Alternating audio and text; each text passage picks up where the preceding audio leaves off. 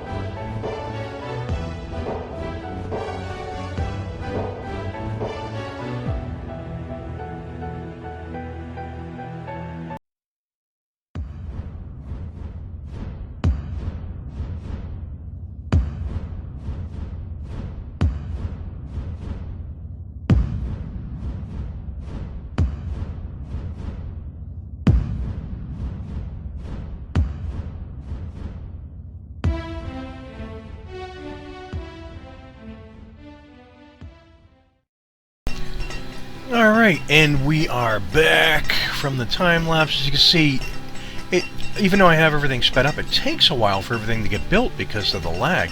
I mean, we're on times 10 speed here, times 10, and yeah, they're moving it close to a times 2 type speed. But I did manage to get everything in here that I wanted to. There's plenty of housing. I even put up a barracks house out here, which I was hoping would solve this. But they don't. Yeah, they don't seem to do that. Finished off the wall. And after all these placing these ones, I found the 5-piece sections. 3 and 5-piece sections are in there. I never saw it. Yeah, so we've got everything built. Now in here we can do tin, we can do copper, we can do, close that, we can do marble and jade. We've got stone, we've got clay, we've got a couple of iron pits. We're actually going to make them, that one coal, and 1, 2. Gonna make that one coal. We're gonna make this one. Should we leave that one iron? It's coming out as a material. That's got 5 in it anyways.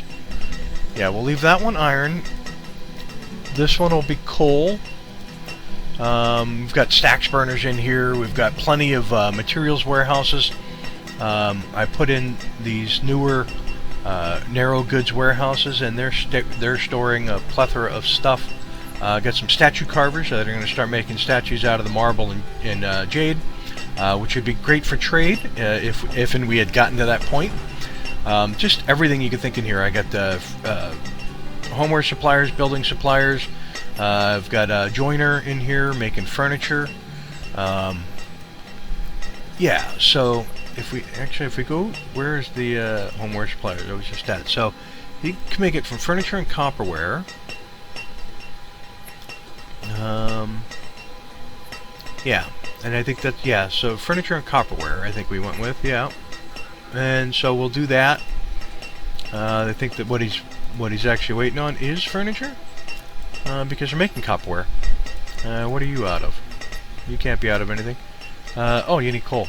Okay, yeah, that would help. Got a brickworks in here making bricks, right? You're making bricks. You are making bricks. How many bricks you making? I'm making a good amount of bricks. Yeah, so everything that is needed for an industry, pretty much, is in here.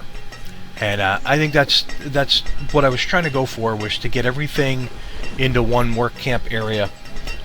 And then, let me pause it because, yeah, I'm going to pause it.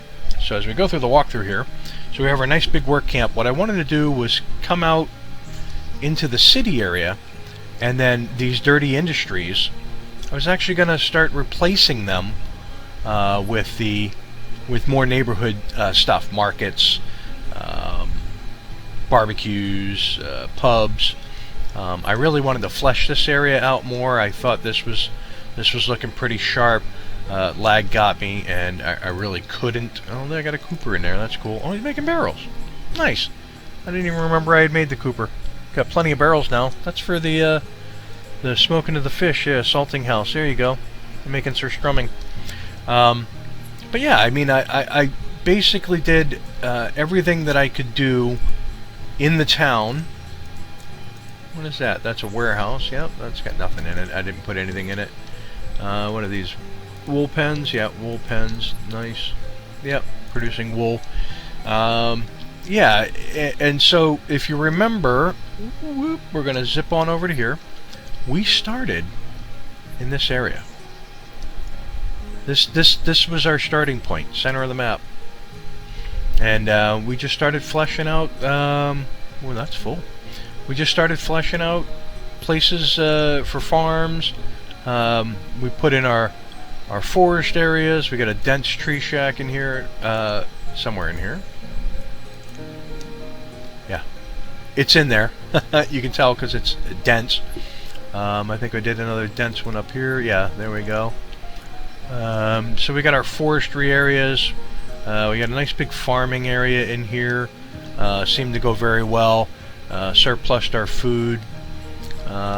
Good housing.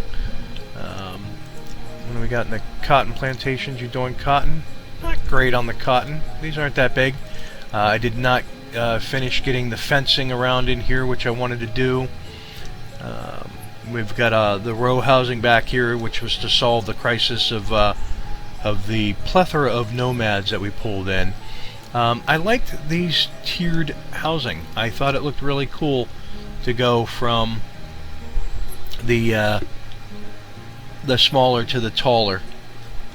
And then I built these homes, the village town homes, together. We had a great area over here by the river. or by the lake, I mean. I put in the mossy stone. I really love the mossy stone pattern. Kept with the forest roads throughout the farming area, and then as we got over into the city area, I went with the mossy stone and then stone. We have beautiful dock area. I think this was nicely laid out. These were all very productive. Yeah, 5,500 fish. You did 5,200 fish. You did 5,300 fish. I mean, that's tremendous work. I got the dock fencing in the areas, and I put up the railings. I'm really proud of the dock area over here. A lot of little details and stuff that make it look charming. We've got a nice little town market here, where we have a lot of the homes around. I think that worked out really nicely. I didn't really care for the textures on these buildings, but I like the way this laid out. It looked like a nice English square. I put in some dense orchards of some cherries, and they pull a couple hundred out a season, which is really nice. And then again, over here we did some backyards on some of these homes as they reached the edge of the suburb area and started getting into the business district. The business district up here, smaller homes, businesses mixed throughout. We had, what are you making actually? Coal. Our furnace fuel from coal. There you go. We had all of our industry right here by the water. We had a nice church, and I believe there's a bakery over here and a clinic. A nice cemetery. We had a boarding house that we had upgraded to the coaching in, and there are a lot of people in there, which means that there's a lot of homes that are needed, and we'll get to that when we wrap up. I didn't upgrade this barn here because I kept it in the farm look, even though over to the left of the farm I did upgrade one. I kept the stockpiles around to keep it kind of rustic. My nice little tiny barn is full. Over here, my first endeavor, the clothes store. Person gave, I forget the name of the person that gave me the tip. Might have been M Baby Blue. They had mentioned that the flax is gathered by the gatherers, and you could make coats, linen clothes out of flax with the clothes store. And I was like, hey, very cool idea. So I did that. Then we had our little town square where, if you remember, we had the Christmas tree during the Christmas season. I did end up putting in a village well. We surrounded them with apple tree orchards, and just to make it look nice, and we had our original town hall right there. We had a nice high-rise section as you got back here. A lot of mixed housing. Did the Pick and Hen Tavern in here. Tried to get the seedling industry going to supply the traders, because the seedlings are worth 8 and they come very, very free. They just make seedlings, which is really cool. Put a clothier here on the corner. I could have probably worked with the clothing a little bit more and done some fancier clothing and traded clothing. We did really good for clothing. We maintained a high level of clothing and tools. We really didn't have any issues with that throughout the playthrough. We did the quayside the quayside on the shoreline, up through the industry. One of my original traders is right there, a little small trader. Yeah, we had a really nice layout for the quayside coming up the shoreline. Then as we left the city proper, we got into some fancier homes, some different layouts of homes. We got into our grand chapel and cemeteries. Both of these cemeteries are... No, that one's got room. Nice, very good. So there is room. I don't know if that's good or not. I mean, they're almost full. But I did the civic buildings, the courthouse, which is housing everybody, the Colonial Hall. I'll go back to the overview here in a second. We did the governor's office. Governor's office was collecting taxes, about 70 silver pfennig a season. Not bad. I made this the governor's home, the governor's mansion. As you come out through, nice little birch walkway up through to the home. I never did replace this piece here.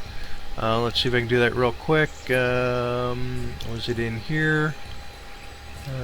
Brushwood fences, country stone wall.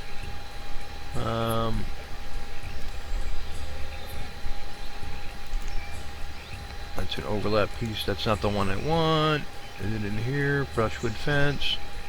Modular fence components. No. Town stone wall.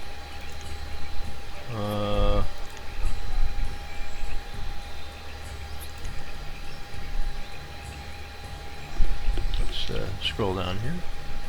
Right there. Just cause. But we did the governor's mansion. Nice backyard patio area where they can come out and dine overlooking the river. I gave them a little dock area back here that they could hang out at, where they would have a little boat to go row. Same thing down this side here. Put a little dock here for dignitaries who come in, can come right in to visit the Colonial Hall for their business. I put in a couple of servants' homes over here, little country homes.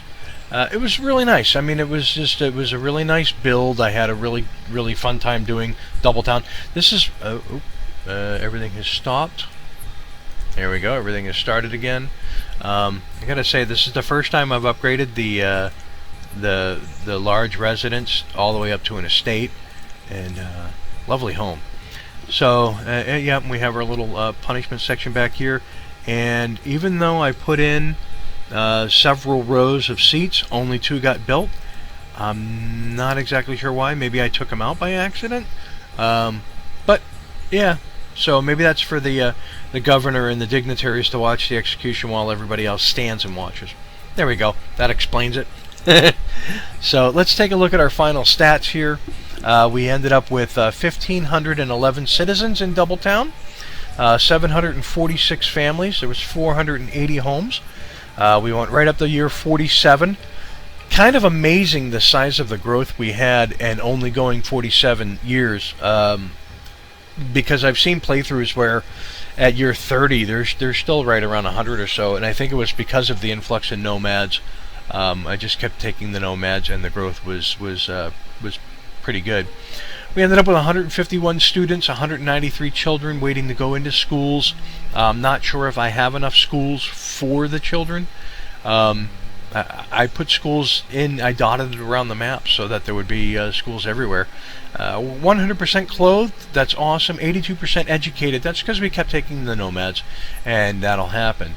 Let's look at graphs here.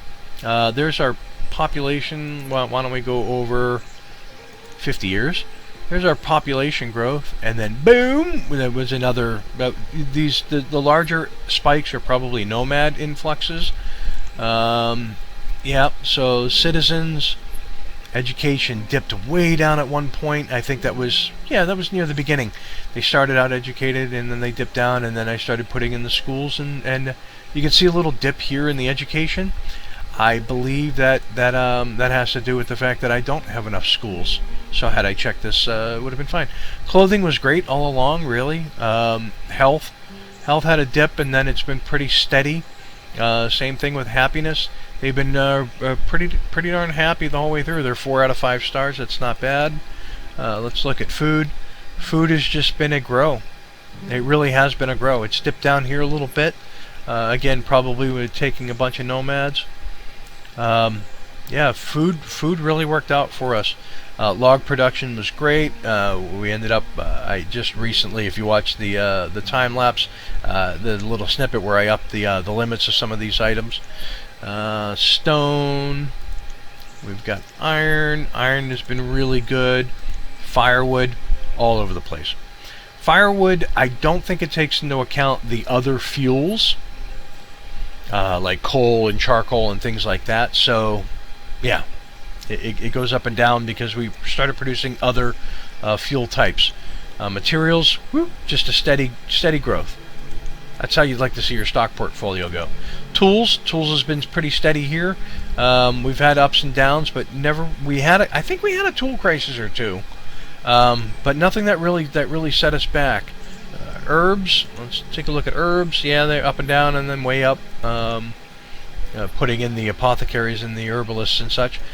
Clothing, again, ups and downs, but upgrading the clothing. The clothiers and the seamstresses and all that stuff has helped. And let's see what else. Luxuries. We'll take a look at luxuries all over the place. Never really paid a lot of attention to the luxury goods, and I could have. Actually, I really could have. And then dry goods, up and down, and then way up. So there's our graphs. We didn't really do an abundance of seeds and livestock. We kind of kept it simple with what we grew, and everybody seemed to be fine with it. Yeah, so I mean, that's the end of Doubletown. Now I'm going to continue with Duplayton, which is only on Thursdays. That'll now be on Wednesday and Thursday until I finish that series up. I actually want to get Duplayton completely fleshed out and built, because my next endeavor with Banished is I want to try the brand new MegaMod release with the brand new Colonial Charter update. I believe it's 0.07 on MegaMod and 1.75 on Colonial Charter, and I want to do a combined playthrough. And I want to do a map that I haven't done yet, that I haven't seen a lot of people do, a start condition. So we'll take a look at them when I go to set that up. But I hope you like what you're watching. If you like what you're watching, hit that like and subscribe button down below. Tell your family, tell your friends. Any suggestions, put them in the comments below, because I do read them. And with that, I will catch you tomorrow for a Colonial Charter. Peace! That was a failure of epic proportions. Unacceptable.